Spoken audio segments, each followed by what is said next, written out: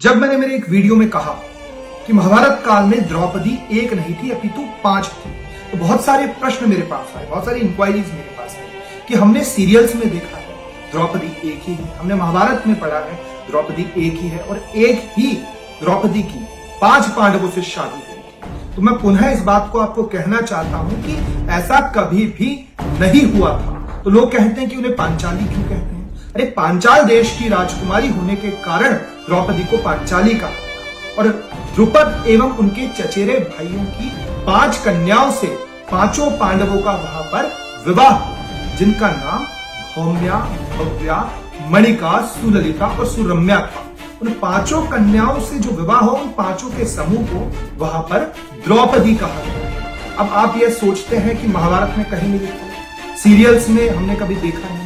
तो सीरियल्स में जो आपने देखा है वह कोई शुद्ध शास्त्र नहीं है और जो आज आप पढ़ रहे हैं वह भी शुद्ध शास्त्र नहीं है, क्योंकि इन शास्त्रों के साथ कई बार कई कालों छेड़छाड़ की, कई बार भारत गुलाम रहा, कई बार बाहर के आक्रांताओं ने भारत को बदनाम करने के लिए, भारत के सनातन को बदनाम करने के लिए इस प्रकार की कथाओं का वर्णन किया है, ऐसी कथाओं की रचना की है जहां पर एक महिला एवं एक कन्या के 5 पति बता दिए और सनातन में विकृति निकाली।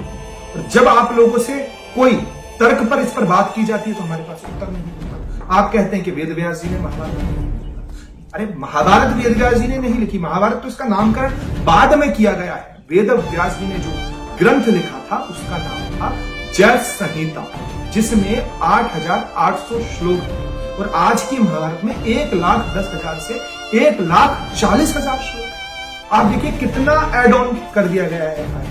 तो अपने मूल ग्रंथों पर अनुसंधान कीजिए, खोजिए, सीधे मानिए मत, क्योंकि केवलम शास्त्रमाश्रित्य न कर्तव्य विनिर्णय युक्तिहीन विचारे तू धर्म हानि ही प्रजाए।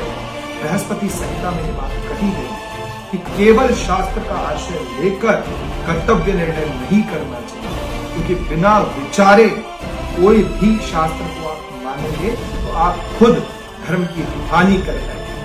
हमारे यहाँ संत महात्माओं को ऋषि इसीलिए कहा गया है क्योंकि उन्होंने अनुसंधान किया है, उन्होंने सर्च किया है।